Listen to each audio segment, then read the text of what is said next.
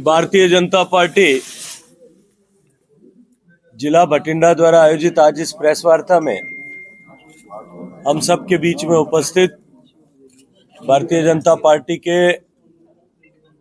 सूबे के प्रधान आदरणीय श्री अश्विनी शर्मा जी, सूबे के जनरल सेक्रेटरी सरदार कांगड़ साहब, सरदार विक्रमजीत सिंह जी, बीबी मोना जायसवाल जी, पार्टी के सारे सीनियर लीडर साहिबान और पत्रकार मित्रों, मैं अपनी बात कहूं उससे पहले आप सबका धन्यवाद करना चाहता हूं और आप सबका आभार ज्ञापित करना चाहता हूं कि आप सबने विलंब हो जाने के बाद में भी इस प्रेस वार्ता में इंतजार करके इस बड़ी संख्या में अपनी उपस्थिति को सुनिश्चित किया है। मित्रों, हम सब जानते हैं कि अब लोकसभा चुनाव में लगभग 1 साल से कुछ थोड़ा समय अधिक ऐसा शेष रहा है और भारतीय जनता पार्टी ने एक बार फिर देश में 2014 से 2019 में जिस तरह से 2014 की अपेक्षा में ज्यादा अधिक मत और ज्यादा अधिक सीटें जीत करके एक नया इतिहास रचा था, इसी परंपरा को कायम रखते हुए और आगे 2024 के चुनाव में हम 2/3 बहुमत के साथ में सरकार बनाए, इस लक्ष्य को लेकर के, इस चुनौती को स्वीकार करके भारतीय जनता पार्टी के कार्यकर्ताओं ने देश भर में काम करना प्रारंभ किया है। उसी श्रृंखला में पंजाब के इन 3 लोकसभा क्षेत्रों में मुझे इनको देखने की जिम्मेदारी दी है। भारतीय जनता पार्टी पंजाब प्रदेश ने इस परिप्रेक्ष्य में अपनी तरफ से काम करना प्रारंभ किया है। सांगठनिक गतिविधियों को बढ़ाते हुए, संगठन की क्षमता ताकत को बढ़ाते हुए हम भारतीय जनता पार्टी को किस तरह से 2024 के लोकसभा चुनाव में बेहतर प्रदर्शन करते हुए यहां बड़ी संख्या में सीटों पर विजयी श्री प्राप्त कर सकते हैं, इस दिशा में हमने काम करना प्रारंभ किया है। मूल रूप से भारतीय जनता पार्टी संगठन की ताकत के आधार पर काम करने वाली पार्टी है। हम अपने संगठन की क्षमता को बढ़ाएं, बूथों का सशक्तिकरण करें और संगठन की ताकत के आधार पर आने वाले चुनाव में विजयश्री प्राप्त करें। हम सब ने देखा है अभी कि गुजरात में एक नया इतिहास बनाते हुए लगातार 7वीं बार भारतीय जनता पार्टी की सरकार एक प्रचंड बहुमत के साथ में बनी है। सामान्य रूप से 1 बार 2 बार कोई सरकार काम करती है, उसके विरुद्ध में एंटी इनकम्बेंसी होती है, लेकिन भारतीय जनता पार्टी की सरकार ने जिस तरह से वहां काम किया है, माननीय नरेंद्र मोदी जी के नेतृत्व में जिस तरह से भारतीय जनता पार्टी ने जिस रणनीति के साथ में चुनाव लड़ा, बड़े बड़े वादे करने वाले, लिख करके देने वाले आम आदमी पार्टी के मुखिया वहां धराशायी हुए और 182 सीटों में से लगभग 127 सीटों में उनकी जमानत जब्त हुई। और ऐसा सिर्फ और सिर्फ इसलिए हो पाया कि किसी भी तरह की एंटी इनकम्बेंसी न होते हुए सिर्फ प्रो इनकम्बेंसी है कि एक माननीय नरेंद्र मोदी जी के नेतृत्व में जिस तरह से देश और प्रदेश की सरकार काम कर रही है, सर्वहितकारी, सर्वस्पर्शी, लोक कल्याणकारी योजनाओं के माध्यम से लोगों के जीवन में परिवर्तन लाने के लिए काम कर रहे हैं, और दूसरी तरफ संगठन की ताकत को इस तरह से बढ़ाया गया है, संगठन को इस तरह से व्याप दिया गया है कि आज भारतीय जनता पार्टी वहां अपरिहार्य हो गई है। इसी तरह से हम यहाँ पंजाब में भी, देश के अन्य क्षेत्रों में जिस तरह से प्रयास कर रहे हैं, पंजाब में भी संगठन की शक्ति को बढ़ाएं, कार्यकर्ताओं के साथ में बैठ करके नीचे धरातल के स्तर पर किस तरह से संगठन को और अधिक मजबूत किया जा सकता है। पंजाब की इस उर्वरा भूमि में भारतीय जनता पार्टी के बीज को, विचार के बीज को किस तरह से और अधिक गहराई के साथ में प्रतिपादित किया जा सकता है, इस पर हम सब मिलकर के पार्टी के सभी वरिष्ठ नेता बैठकर आज विचार विमर्श करेंगे, बातचीत करेंगे। मित्रों, 2022 में एक प्रतिक्रिया का वोट देते हुए पंजाब की जनता ने वर्तमान सरकार को आशीर्वाद दिया था और एक प्रचंड बहुमत के साथ में सरकार बनाने का अवसर प्रदान किया था। लगभग 1 साल का समय होने को आया है। पंजाब की सरकार ने जितने वादे किए थे, हर एक वादे पर पंजाब की सरकार विफल हुई है। और दूसरी तरफ पंजाब की जनता, जिन्होंने भरपेट आशीर्वाद दिया, छप्पर फाड़ करके आशीर्वाद दिया, उस जनता को माफिया राज और अराजकता के हवाले करने का पाप इस वर्तमान सरकार ने किया है। जिस तरह से लॉ एंड ऑर्डर सिचुएशन यहां डिप्लीट हुई है, जिस तरह से नित्य प्रतिदिन व्यापारियों, व्यवसायियों, कर्मचारियों को धमकी भरे हुए फोन आने लगे, एक्सटॉर्शन जिस गति के साथ में बढ़ा है, पंजाब की सत्तारूढ़ पार्टी के विधायकों ने जिस तरह से लूट खसोट प्रारंभ की है,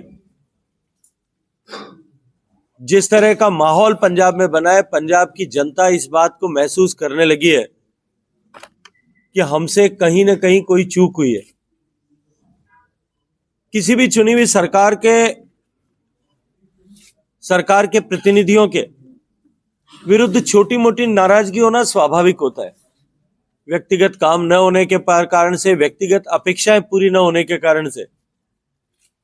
लेकिन किसी चुनी हुई सरकार के विरुद्ध इस तरह का आक्रोश का वातावरण बनना, और वो भी केवल 1 साल से कम समय में बनना, ये निश्चित रूप से इस बात का परिचायक है कि जनता ने भावावेश में उस समय प्रतिक्रिया में वोट दिया था। आज पंजाब की जनता, जो चर्चा मैं पंजाब के कार्यकर्ताओं से करता हूं, और जिस तरह के सूत्र मेरे पूरे पंजाब में पिछले चुनाव के समय निरंतर यहां रहने के चलते हैं, मैं विश्वास के साथ में कहता हूं कि जो भ्रांतियां भारतीय जनता पार्टी की विचारधारा के प्रति, भारतीय जनता पार्टी के नेतृत्व के प्रति जिस तरह की भ्रांतियां पंजाब के आम जन में खड़ी करने की कोशिश की गई थी, वो अब धूली दूसरित हो रही है, अपने आप समाप्त हो रही है, उनकी मिट्टी अब अपने आप हट रही है।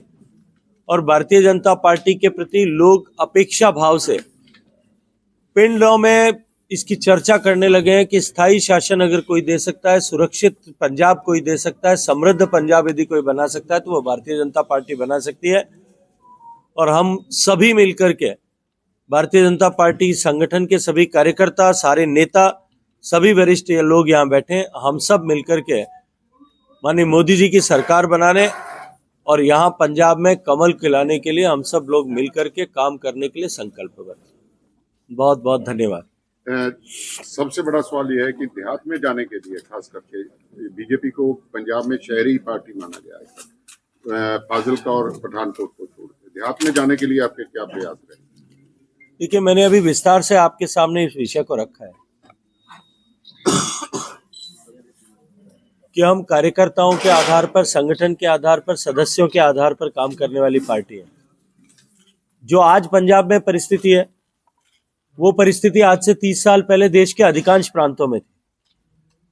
1990 के दशक से पहले गुजरात में भी यही स्थिति थी कि भारतीय जनता पार्टी या जनसंघ को मात्र जो है शहरों की पार्टी माना जाता था। सूरत और अहमदाबाद के बाहर कहीं अस्तित्व नहीं था। 2090 में भारतीय जनता पार्टी तीसरे नंबर की पार्टी थी, कांग्रेस और जनता दल के बाद में। गुजरात के परिप्रेक्ष्य में बात कर रहा हूं। लेकिन आज 2090 से लेकर के आज लगातार सत्ता में है। इसलिए जब पार्टी संगठन के आधार पर काम करती है, अपनी विचारधारा को नीचे लेकर के जाती है, आज तो परिस्थितियां बदली है कि देश में 17-18 प्रदेशों में भारतीय जनता पार्टी की प्रत्यक्ष परोक्ष रूप से काम करने वाली सरकार है। मैं विश्वास के साथ में कहता हूं कि अब लोगों के मन में जो भ्रांतियां जानबूझ करके नियोजित तरीके से खड़ी की गई थी, वो हटने लगी हैं। वातावरण अनुकूल है। भारतीय जनता पार्टी की तरफ लोग आशा की दृष्टि से देख रहे हैं। किसानों के सब दोस्ताना संबंध। देखिए, माननीय नरेंद्र मोदी जी ने देश की सरकार बनने के बाद 2014 से निरंतर किसान के कल्याण के लिए काम किया है। और डॉक्टर स्वामीनाथन की रिपोर्ट, जिसकी चर्चा किसानों की चर्चा करते हुए किसानों की चर्चा करते हुए हमेशा जो डॉक्टर स्वामीनाथन की बात होती है, डॉक्टर स्वामीनाथन ने खुद लिख करके इस बात को स्वीकार किया है और एक जगह नहीं अनेक जगह लिख करके बोल करके इस बात को स्वीकार किया है कि उनकी रिपोर्ट के अनुरूप अगर किसी पॉलिटिकल पार्टी या सरकार ने लेटर एंड स्पिरिट में काम किया है वो भारतीय जनता पार्टी की नरेंद्र मोदी सरकार ने किया है। आज देश का किसान, देश भर का किसान इस बात को मानता है कि सॉइल हेल्थ कार्ड से लेकर के प्रधानमंत्री किसान सम्मान निधि से लेकर के खाद और बीज के आपूर्ति से लेकर के प्रोक्योरमेंट से लेकर के और प्रोसेसिंग को स्ट्रेंथन करने, पोस्ट सर्विस मैनेजमेंट को स्ट्रेंथन करने के लिए, हिंदुस्तान को एक्सपोर्ट हब बनाने के लिए जिस तरह से मोदी जी की सरकार ने काम किया उसके परिणाम धरातल पर दिखाई देते हैं। कुछ लोगों ने नियोजित रूप से अपने राजनीतिक महत्वाकांक्षाओं की पूर्ति के लिए किसानों और भारतीय जनता पार्टी या किसानों और मोदी जी के बीच में पंजाब में एक दीवार खड़ी करने की कोशिश की थी, लेकिन वो दीवार अब भरभरा के गिर गई है और लोग हकीकत समझने लगे हैं। और इसी से मैंने कहा है कि पंजाब में भी गांव में बैठे हुए लोग, पिंड में बैठे हुए किसान भी अब ये अपेक्षा करते हैं कि अब भारतीय जनता पार्टी है जो उनकी असली खैरख्वाह हो सकती है। पंजाब ਦੇ ਮਾਹੌਲ ਨੂੰ ਕਿਵੇਂ ਦੇਖਦੇ ਹੋ? ਜਗ੍ਹਾ ਜਗ੍ਹਾ ਤੇ ਹੋਲਡਿੰਗ ਲੱਗੇ, ਗੁਰਦੁਆਰਾ ਪੰਨੂ ਨੇ 4 ਜਗ੍ਹਾ ਤੇ ਹੋਲਡਿੰਗ ਲੱਗੇ, ਬਠਿੰਡਾ ਦੇ ਚ ਮਾਹੌਲ किधर ਨੂੰ जा रहा है पंजाब में? निश्चित रूप से चिंता का विषय है और जैसा मैंने अभी अपने प्रारंभिक वक्तव्य में भी कहा, ओपनिंग रिमार्क्स में भी, कि पंजाब में लॉ एंड ऑर्डर सिचुएशन जो है बुरी तरह से कॉम्प्रोमाइज हुई है। न केवल इस तरह की विभाजनकारी ताकतें एक बार फिर सिर उठाने लगी हैं, अपितु चोला बदल करके इन विभाजनकारी ताकतों के प्रेशर से, इनके सहयोग से अलग अलग तरह के माफिया भी पंजाब में पनपने लगे हैं। देश की सरकार पैनी दृष्टि बना करके इन सब पर देख कर ध्यान रखे हुए और निरंतर पंजाब सरकार के, पंजाब पुलिस के संपर्क में रह करके उन्हें जिस तरह का सहयोग करना चाहिए उस तरह के सहयोग प्रतिबद्धता के साथ में कर रहे हैं। शायद कॉल बड़ी आ रही है ना, थोड़े बताया ना मैंने। भाजपा में शामिल हुए थे, पर पंजाब की लीडरशिप कह रही है आपकी कि हमें मालूम नहीं है मनप्रीत बादल भाजपा में शामिल हुए। देखिए ऐसा है, ये संभव नहीं होता है कि भारतीय जनता पार्टी जैसी पार्टी में कि किसी को जानकारी नहीं है। और जो जग जाहिर है, भारतीय जनता पार्टी के राष्ट्रीय अध्यक्ष ने, भारतीय जनता पार्टी के गृह मंत्री जी सबकी अनुमति से अगर किसी को ज्वाइन किया है तो उसके लिए ये कहना मैं नहीं मानता कि उपयुक्त होगा कि हमें जानकारी में नहीं है। हो सकता है किसी व्यक्ति विशेष की जानकारी में न हो, लेकिन पार्टी और संगठन की जानकारी में न हो, ऐसा संभव भारतीय जनता पार्टी में कम से कम नहीं होता। नजर नहीं आ रहे मनप्रीत बादल, नजर नहीं आ रहे ना होल्डिंग दे विच ना ਤੁਹਾਡੀ कॉन्फ्रेंस दे विच बैठे। चलो अभी तो आए हैं घर में यार, घर में कोई नया परिवार में सदस्य आता है वो पहले ही दिन नजर आने लग जाता है। शेखावत जी, माननीय सुप्रीम कोर्ट के सौजन्य से पिछले समय में आपके साथ मीटिंग्स हुई है पंजाब और हरियाणा की एसवाईएल को लेकर, क्या इस इशू को लेकर कोई रोड मैप आपके पास है या सिर्फ ये वोट की राजनीति तक की सीमित है? ये देखिए, एसवाईएल बने इसको लेकर के लंबे समय से प्रकरण सुप्रीम कोर्ट में विचाराधीन। सुप्रीम कोर्ट ने 2-3 बार उसमें अपनी तरफ से वर्डिक्ट दिया भी है, लेकिन क्योंकि दोनों राज्यों के बीच में सहमति नहीं है इसको लेकर के, इसलिए वो अभी भी उसका धरातल पर अमलीकरण नहीं हो पाया। एक बार फिर सुप्रीम कोर्ट ने आदेश किया था कि भारत सरकार के जल शक्ति मंत्री दोनों राज्यों के मुख्यमंत्रियों के साथ में बैठें और उनके बीच में सहमति बनाने का प्रयास करें। हमने प्रयास किया है, लेकिन किसी भी तरह की सहमति न बन पाने के कारण से हमने वापस अपनी तरफ से सुप्रीम कोर्ट को अपनी रिपोर्ट भेजने के लिए कार्रवाई प्रारंभ कर दी है, क्योंकि प्रकरण लंबे समय से उच्चतम न्यायालय में विचाराधीन है, इसलिए इस पर किसी भी तरह की सार्वजनिक टिप्पणी करना मेरे लिए अनुकूल नहीं है। बननी चाहिए, सहमति नहीं बनी है दोनों राज्यों के बीच। सर आपके मुताबिक बननी चाहिए या नहीं? मैंने क्या कहा कि जो विषय सुप्रीम कोर्ट में विचाराधीन है उस पर मुझे टिप्पणी करने का अधिकार नहीं है। सर एक आपका महकमा रिलेटेड एक और क्वेश्चन है सर, अभी पिछले कुछ समय से पंजाब में एनवायरमेंट और पानी को लेकर काफी इश्यूज चल रहे हैं। पहले आपको लेकर प्रतिनिधि मंडल मिला मत्तेवाड़ा के इशू को लेकर, गुड्डा नल्ला को लेकर, और अभी जीरा की फैक्ट्री में भी इसी इशू को लेकर काफी चर्चा हुई और सरकार को फिर कहना पड़ा कि हम इसको बंद कर रहे हैं। तो ये क्षेत्र आपके अंदर आता है मिनिस्ट्री की। देखिए, आपका राज्य भी प्रभावित है। देखिए, प्राथमिक रूप से जो हमारे संविधान की व्यवस्था है उसके अनुरूप जल राज्य सूची का विषय है। जल स्रोतों का संरक्षण, उनका संधारण, उनका उपयोग, उनका रखरखाव करना राज्य सरकार की जिम्मेदारी है। And Punjab government have grossly failed. पिछले 30 साल से जो है बुड्ढा नाला का प्रकरण चल रहा है, विभिन्न न्यायालयों के आदेश होने के बावजूद भी सरकार नहीं कर पाई। 2017 के बाद भारतीय जनता पार्टी 2017 के बाद भारत की सरकार द्वारा सहयोग प्रदान करने की प्रक्रिया प्रारंभ होने के बावजूद भी जिस तरह की प्रगति इसके कारण से धरातल पर होनी चाहिए थी, वो अभी भी नहीं हो पाई। मैं कई बार समीक्षा उसकी की है। पूर्ववर्ती कांग्रेस सरकार ने भी इस बात का भरोसा 2019 में दिलाया था कि हम 1 साल में लुधियाना के सारे वेस्ट के ट्रीटमेंट की फैसिलिटी जो भारत सरकार ने सहयोग दिया है उसके आधार पर पूरी करेंगे, लेकिन दुर्भाग्य से नहीं कर पाए। उसके चलते एनजीटी ने, नेशनल ग्रीन ट्राइब्यूनल ने लुधियाना की नगर पालिका पर भी और इंडस्ट्रियल एसोसिएशन पर भी पेनल्टीज इम्पोज की हैं। मैंने 2022 में भी और 2022 में भी नई चुनी हुई सरकार के मुख्यमंत्री जी के साथ इसको लेकर के बैठक की थी। माननीय मुख्यमंत्री भगवंत मान जी ने मुझे इस बात का भरोसा दिलाया था कि हम अगले 1 साल में इस प्रोजेक्ट को पूरा करेंगे, इन ट्रीटमेंट प्लांट्स को बनाएंगे। वो प्लांट जो है बनने की प्रक्रिया चल रही है, लेकिन टाइमलाइन से अभी भी पीछे है। निरंतर उसके ऊपर प्रयास करने के बावजूद भी पंजाब सरकार उसे गंभीरता से नहीं ले रही और उसका दुष्परिणाम केवल पंजाब को ही नहीं, नीचे बहकर जाने वाले पानी जो पीने के पानी के रूप में उपयोग होता है राजस्थान के 13 जिलों तक, वहां तक उसके कारण से समस्या को जो है वो दर्ज किया जा रहा है। अच्छा, एक सबसे बड़ी पंजाब की समस्या है जी, नेशनल सिक्योरिटी को ध्यान में रखते हुए कर्जा जो चढ़ा है पंजाब के ऊपर, लाखों करोड़ों कर्जे का और नेशनल सिक्योरिटी दोनों का क्या लेना देना? जो सर आतंकवाद था, तो आतंकवाद के समय का चलता नेशनल जो सिक्योरिटी फोर्सेज है उनकी सैलरीज, उनका खर्चा चलते हुए आज का नहीं है, लंबे समय से नेशनल सिक्योरिटी, क्योंकि बॉर्डर एरिया है। मुझे लगता है कि नेशनल सिक्योरिटी के लिए जितनी भी फौज काम करती है, चाहे वो भारत की सेना करती होगी या बॉर्डर पे काम करने वाले डिफरेंट बॉर्डर ऑर्गेनाइजेशंस है, बॉर्डर सिक्योरिटी फोर्स है, आईटीबीपी है, मेरी बात खत्म करने देना। उन सब की चिंता और उन सब का खर्च जो है राष्ट्रीय सुरक्षा से जुड़े हुए विषयों का खर्च भारत सरकार उठाती है। इसलिए राष्ट्रीय सुरक्षा और राज्य की आंतरिक सुरक्षा, इन दोनों विषयों को जोड़ने की आवश्यकता नहीं है। लेकिन पंजाब की सरकार पर, पंजाब प्रदेश पर जो कर्जा बढ़ा है, वो कर्जा केवल सिक्योरिटी प्रोफेशनल्स के कारण से नहीं बढ़ा है।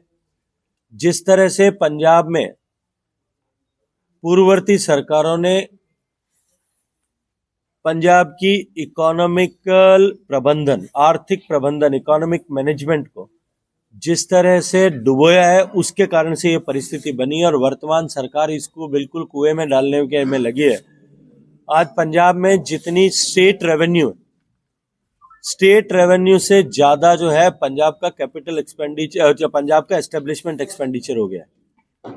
कर्जे का ब्याज, तनख्वाह, पेंशन और मेडिकल बिल्स, ये भी पंजाब की ग्रॉस रेवेन्यू से बाहर निकल गए। जो भारत सरकार से पैसा आता है उससे में से इसको चुकाया जाता है। तो इसलिए निश्चित रूप से पंजाब की स्थिति भयावह है।